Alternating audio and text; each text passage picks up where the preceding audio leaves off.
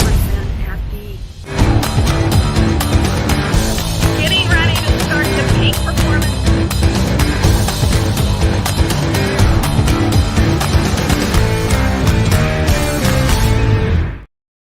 Hello, everyone. Good evening. And tonight we're going to talk about cold calling and a sales conversation. Why am I so hooked on cold calling? I can tell you without a doubt that once I learned how to cold call correctly, my sales conversations automatically elevated. Cold calling is important for that very reason. Now, I know there are a lot of people that are against cold calling. Some say that all you have to do is listen and respond on the phone conversation. That's true. Some people say that you need to only use scripts when cold calling to keep you on track and stop rambling. That's true too. All of those things are true. But what we're going to talk about tonight that's a little different and is something that I continue to use and train are in these areas: tone, transparency, and a sequence. So we're going to go over these three components tonight. Now, what do I mean by tone? So often when I am listening in on phone calls or I am reviewing people's Zoom calls that they have with prospects, there's a few things that I've noticed. Tone seems to be flat and the same. Okay. You have to learn how to make a variety of tones during the sales call. Why? Because, first of all, it's more interesting to listen to someone like that. And second of all, did you know that there are 86 different tones that you can use? There's 86 different tones. When I introduce myself over the phone, I'll say, "This is Christine with the Savvy Sales Lady." Oh, let me do that again. I had to think about it for a second. "This is Christine with the Savvy Sales Lady coaching firm." And what I do is I kind of put a little question mark on the end, because when you use a questioning tone in your conversations, it automatically makes people perk up and listen a little more. Now, this doesn't happen every time, but I can tell you that I use it because I have had multiple times, many times, where the person will go, "Christine Harrington, Christine Harrington. Yeah, didn't we talk a while back?" I mean, they act like it gives a curiosity tone to them that they think, well, maybe I know this person. So I want you to practice that. When you introduce yourself, say it as if it's a question. It automatically starts the prospect thinking, do I know her? Do I know her? And whether they do or not, a lot of people think they know me when I just do that one little tiny shift when I call. Now, another thing that I do in order to monitor my tone, and I want to suggest that you all do it too. And may have heard me say this before, because I really, really drive this one home. Before you make that call, you should be warming up on the phone. I don't mean the phone. You should be warming up your voice. Think about it this way. An opera singer does not go out, or any singer does not go out on stage without warming their voice up first. A professional speaker doesn't go out onto the stage without warming his voice up first. Before I came on to do this podcast with you all, I was warming my voice up before we went live. And by the way, I see we have viewers. If you have questions, put them in the comment section and I will answer your questions. But warming your voice up is important so that you're not picking that phone up and calling cold. Have you ever done that? And I bet you have. And then your voice cracks or you start coughing or a wide variety of things happen. Before dialing those numbers, make sure you're warming your voice up. The other thing I do is it's important to breathe from your diaphragm. When you breathe from your diaphragm, it automatically helps your voice deepen. It causes your vocal cords to relax and you sound more confident. So deep breathing before you do your calls really help quite a bit. Matter of fact, if I've called someone and it goes to voicemail, right before, as I'm listening to the message, I take a deep breath before I leave my voicemail message. And we're going to get into that in a minute. So, deep breathing. And then what I want you to do is open up your memo app on your iPhone or your smartphone and record what you're going to say. Just record your intro real quick. Hear how it will sound. Play it back. Hear how it will sound to the prospect. Does it sound weak? Does it sound rushed? Most people leave a very rushed voicemail. I know I get that myself. And I've played the voicemail back over and over again because I can't understand what they're saying, or they'll leave their phone number really fast. So when you hit that memo, play it, speak into it, play it back, and keep doing it until your tone and your pace are good. Okay. To this day, as long as I've been cold calling for decades, to this day, I still warm up 10 to 15 times before I pick up that phone. I never pick up the phone cold. Let's say I was cold calling in the morning and then I've had lunch, I've done a virtual training, and now I'm coming back to cold calling again. I'll warm up again. I may not do it 10 to 15 times this time, but I'll warm up again after I've already done it in the morning just to make sure that my tone sounds good. Do you know what I mean? Does anybody have questions about that? Anybody? Just put it in the comment section.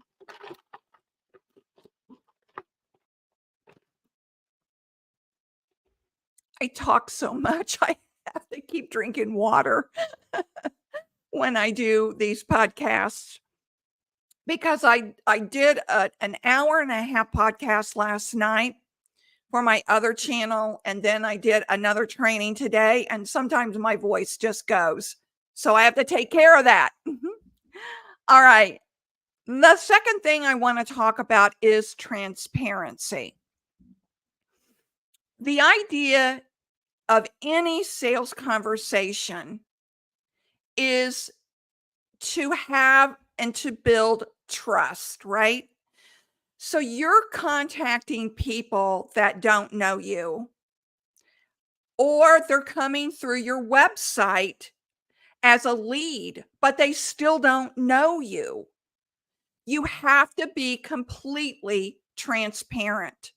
If you want to nail cold calling and converting your leads, you have to be totally transparent. I know that's not the trend now.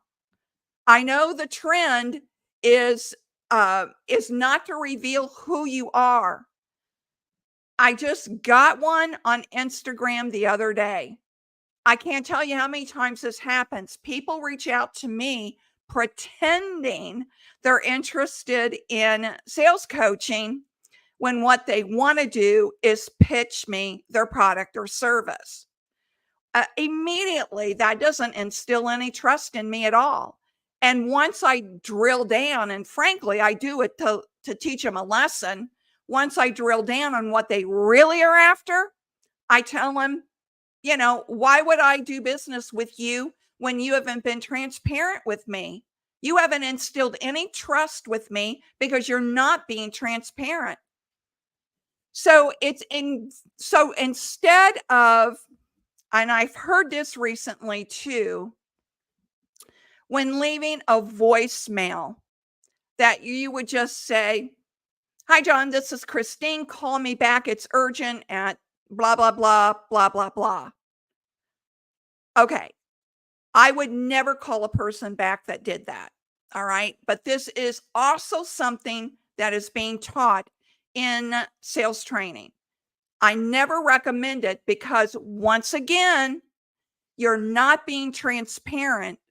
And the idea is to establish trust. I never return phone calls like that.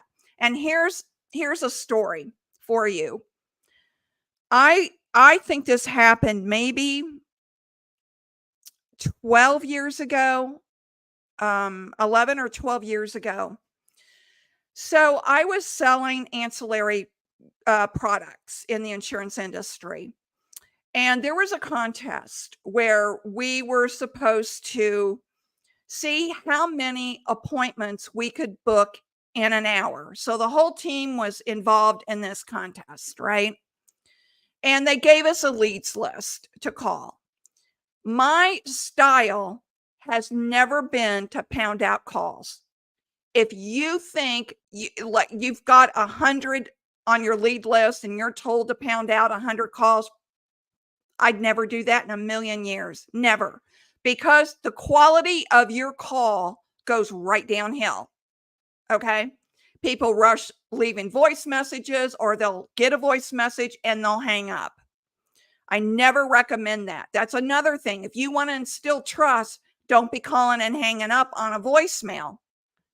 So we're in this contest. We have an hour to call these 100 people on this leads list. Out of that contest, I think I got through, I think I got through 60, and I booked 3 appointments. Okay? Nobody else did.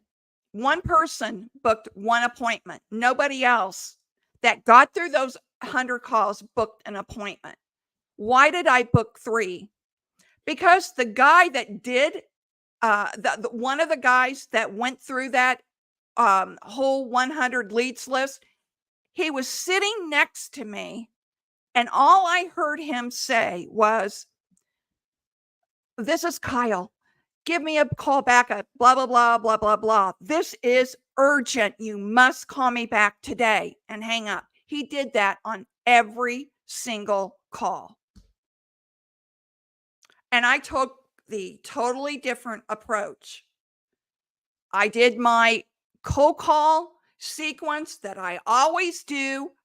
When I finally refined it, I have always used that over the last 15, 20 years. And I'm telling you, even in this day and age, I've had people say to me, "Well, that won't work now." Oh, it works. It works. I booked 26 appointments in 9 days. And that wasn't a one-off. I have done that over and over again.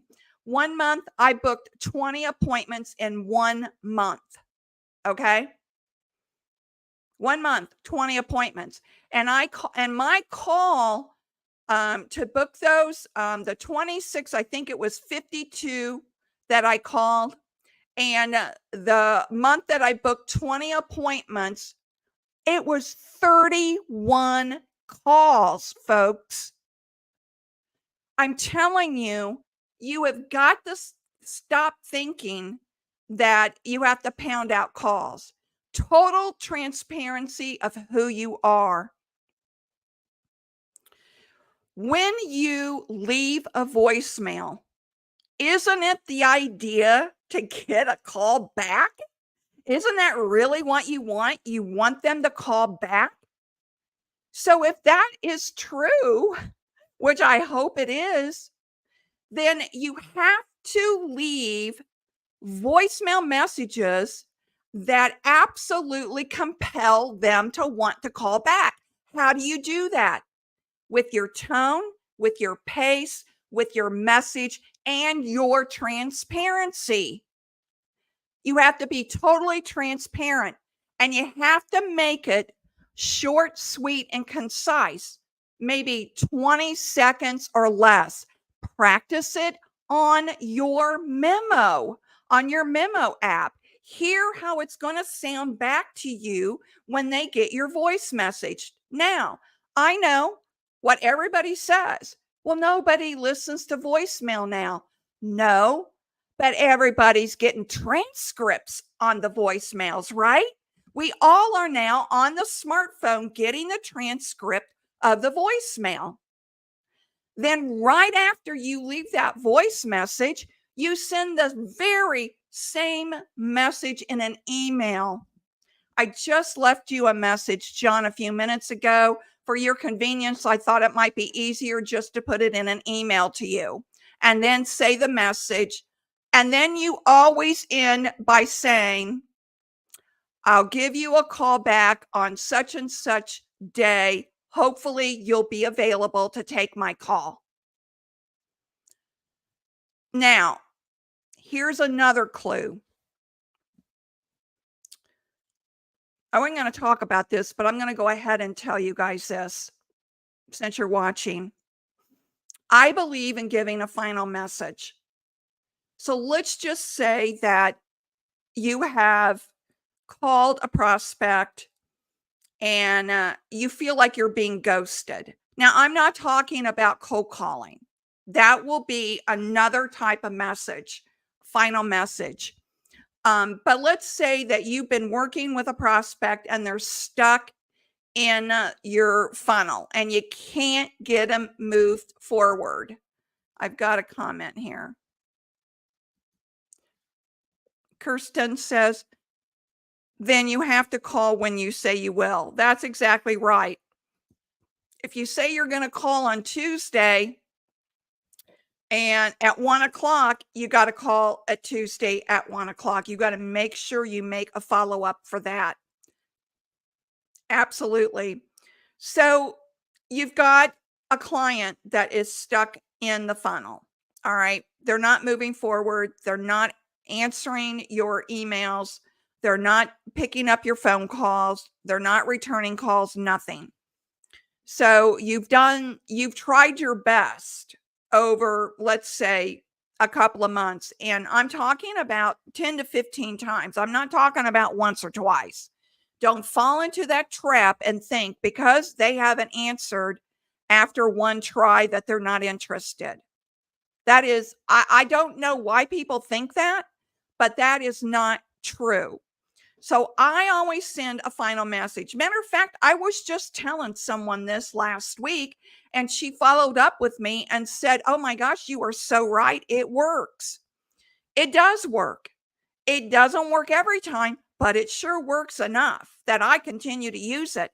And that is you send a final message, which says something like, and I would do a voicemail. If you get a voicemail, I would do a voicemail and then I would turn around and do an email, same message in an email. Okay. And that is, you would say something like, hi, John, this is Christine Harrington with the Savvy Sales Lady coaching firm. It sure seems like you've been really busy lately. And so I'm not a pest. This will be the last time that I call an email. However, if you've just been having a crazy time and you've been meaning to reach out to me, my phone number is, and then I leave my phone number twice slowly. I put the same message in an email. Now, like I said, I've had it happen more times where someone will call me back, text me back, or email me back. Christine, yeah, I am so sorry. This was not intentional. This happened or that happened. Listen, would you call me back on such and such day at such and such time? I had one man tell me calling back on Sunday at 7 a.m. And I called him on Sunday at 7 a.m. and he took my call and we had a very nice conversation and moved forward. So I don't want you to think that because they haven't gotten back to you, that that's a sign they're not interested and they can't tell you. No, it's because life happens. Doesn't life happen to you? It happens to me every single day. I can't tell you what happened to me today, but it does happen. Life happens. So try and use that final message. Now, in my cold calling course, and I'm not pitching this to you guys, I'm just telling you, in the cold calling course, I do have a final message for a cold call that works just as effectively too. And it's kind of long, so I'm not going to go into that tonight. But I want to encourage you total transparency. Some people teach just to say your first name when you have an opening, like, "Hi, John, this is Christine with the Savvy Sales Lady Coaching Firm." I always say my full name. "This is Christine Harrington with the Savvy Sales Lady Coaching Firm." And I suggest you do that too. And if you have a name where it's hard to hear, then shorten your name. Shorten your name. For that, because I've gotten voice messages from people or phone calls from people, and I'll go, "What did you say your name was?" And they'll say it again, and I'll go, "I'm sorry, can you say it one more time?" And they'll say it again. Or then I'll go, I still don't understand what you're saying. Can you spell it for me?" I'll write it out. I feel bad for them, but that's the reality of today with so many people with different names. So if you have a name you can shorten, I would suggest that you do that as well. All right. Are there any more questions about that before we move on to sequence? Anything else? Just go ahead and put it in the comment section. I know not all platforms I can see the comments, so I apologize for that. I know on YouTube I usually can. Sometimes it's hit or miss on LinkedIn. I don't know why, but it is. Okay, let's move on to the call sequence. This is the call sequence that I use whether I'm cold calling or I'm having a sales conversation. So what's the difference between the two? Well, you know what a cold call is. They don't know you. This is an unsolicited call. You're interrupting their day. They have no idea who you are. They don't know about your product or anything. Well, in a sales conversation, you have a pre-appointment set up where you're going to go into this conversation to talk about the issues and problems that you can solve for the prospect. One of the things that I hear too often as a big mistake is people begin to start pitching their benefits and features instead of asking questions. So the first call sequence is, no matter who I call, I do the very same thing. "Hi, John, this is Christine Harrington with the Savvy Sales Lady Coaching Firm." No, I may have talked to John 50 times. I say the same thing. And there's a whole nuance behind introductions. And part of that is in the initial cold call, you want to give them your value prop. I work with businesses like yours to help increase their sales through cold calling and cold email training. That would be one value prop that I use. If I've talked to him before, I would say, after I did my intro, I would say, um, we agreed to talk today about some of the issues, good and bad, that's happening in your training program. John, how long do we have today to talk? So again, I'm doing a introduction. I'm doing what the call is about today. And then I'm asking what?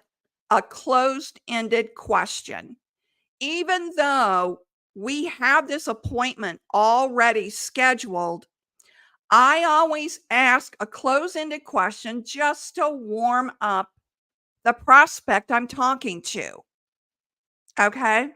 And usually they'll just come back and say, I've got 30 minutes. Let's just see how this goes. So, true story, I had someone say to me, after we've already agreed on the time that we were going to book, he says to me, I only have 15 minutes to talk. Well, at that point, I said, we probably should reschedule because I can't get through this. We can't have a quality conversation about your issues and training needs in 15 minutes. So anytime we schedule, I can only have 15 minutes.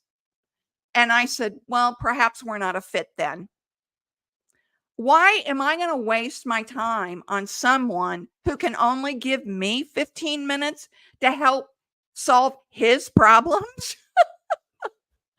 So I can't tell you how many times I've walked away. So let's go on to managing the objection. All right. We've all been taught to not manage the objection, but to what? Overcome the objection. When you have the mindset of overcoming an objection, what you're doing is pushing. When you're managing the objection, you're aligning with the prospect to help, what do I want to say? Discuss what it is that's holding them back. Okay. So,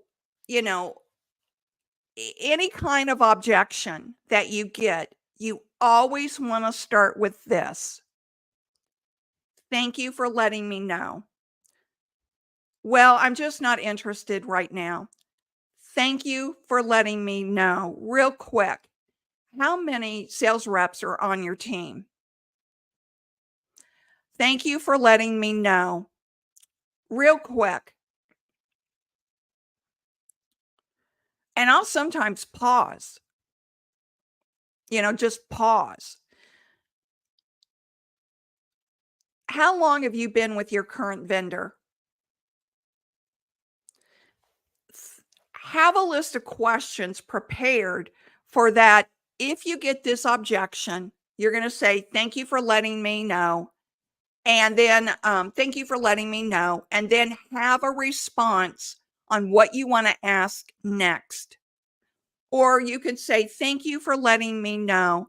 Tell me, especially if they say they're not interested, tell me, have you used a sales trainer at your business? Have you used sales trainers in the past? Tell me about that. Or whenever they give you any kind of objections, you can always say, tell me more about that. A no doesn't mean, or an objection doesn't mean a necessary no. It doesn't. It just means more information. Okay. The next thing you want to do is ask compelling questions. Now, this is an area where so many times people are getting way too automatic with their questions. It's like a firing squad, one question after another, one question after another. No, you don't want to do that. You want to listen to what they have to say, and then you want to be able to respond with a reasonable, compelling question based on what they said. You got to be able to think on your feet. So you should be prepared for anything that comes your way in a sales conversation. And if you've had enough of them, you kind of already know what to expect. And you can kind of have these prepared questions and responses ready, right? So then checking in for acceptance. What do I mean by that? Well, some people call them mini closes. Some people say always be closing. I I think of it as saying something like, we've had an exchange of dialogue, and then I'll say, does that make sense? Or do you think that would work for you? Do you see what I mean? It's not asking them, are you ready to buy? When can I write up this order? It's not that. You're just checking in to make sure that you're both on the same page, because ultimately, what you're going to do is book an appointment. Okay. Too many times people try to push the buyer too soon to pull the trigger when they're not ready. So you have to kind of balance that, right? If you say that you've booked this appointment to go over the proposal, well, that's one thing different. That's a different conversation than if you're just gathering information so you can figure out how to help them. And by the way, on proposals, you always want to give the prospect more than one choice. You want to give them multiple choices. If you can give them 3 choices, you are much better able to close that deal with 3 choices than you are with 1. Because if they can't afford 1, then you got nowhere to go. That's why I always give 3 options on all of the proposals that I sent, whether it's an individual sales rep that's coming to me for individual coaching, or whether it's for a sales team that I'm going to be working with. Okay. So the idea is always the next step is booking the next appointment, not selling, but serving the prospect to get them to that proposal stage where you're going to be presenting the proposal. Let me say this too. Years ago, I stopped sending out quotes and proposals. Instead, what I started doing 10, 15 years ago, I would set up an appointment to go over the proposal and quote with them in real time, whether it was virtual or face to face. So when you send the proposal or quote ahead of time, what they'll do is use your quote and your pricing to hold their current vendor's feet to the fire.